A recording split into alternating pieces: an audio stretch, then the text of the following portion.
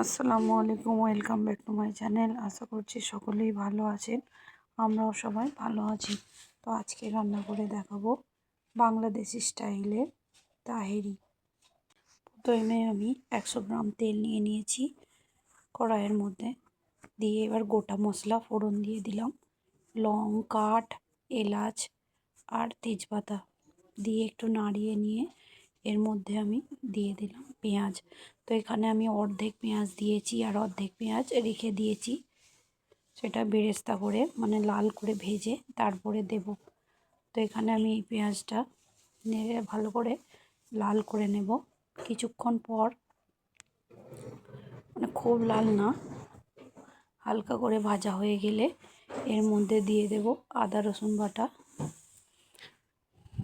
এরপর দিয়ে দেব নুন। এখানে আমি আদা রসুন বাটা 1 চামচ ব্যবহার করেছি, দিয়ে ভালোভাবে একটু নাড়িয়ে নিলাম আদা রসুনের কাঁচা গন্ধটা মারার জন্য।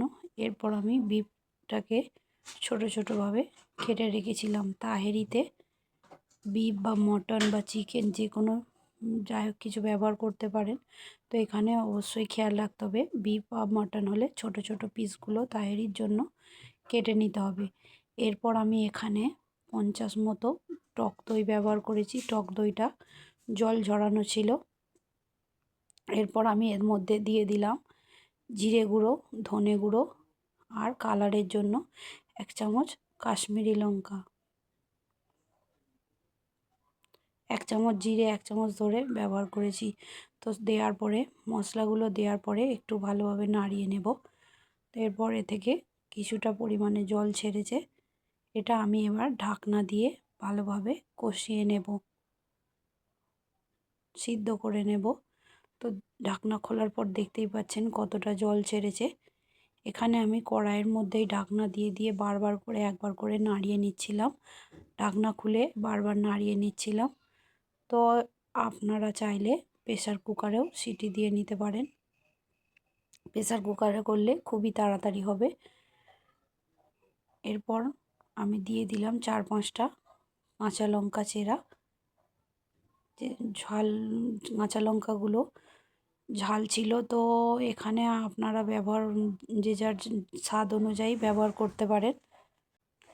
এরপর পেঁয়াজটা ভেজে নিলাম, তারপর কিছুক্ষণ পর আবার এটাকে ঢাকনাটা খুলে এর মধ্যে আমি দিয়ে দিলাম গরম মশলা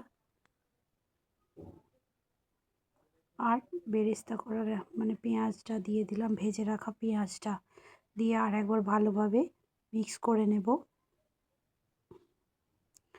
এরপর দিয়ে দেব একটু সামান্য গোলাপ জল আর সামান্য কেওড়া জল, দুটোকে এর মধ্যে দিয়ে দেব, দিয়ে আরও ভালোভাবে একটু নাড়িয়ে নেব।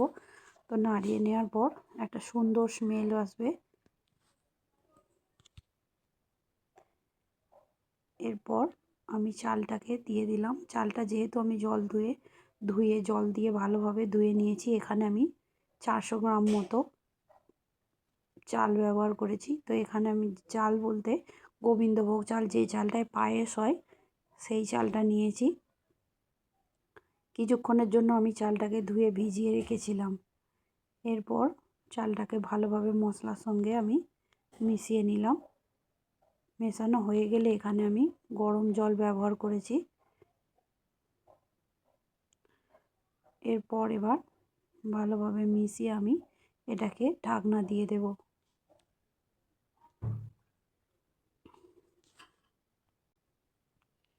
যাতে জলটা পুরোপুরি ভালোভাবে চালের মধ্যে টেনে যায়। তো বাঙালি বস আলু না হলে চলে, তো এখানে তাহেরির মধ্যেও ছোট ছোট আলুকে কেটে ভেজে এর মধ্যে আমি দিয়ে দিয়েছিলাম।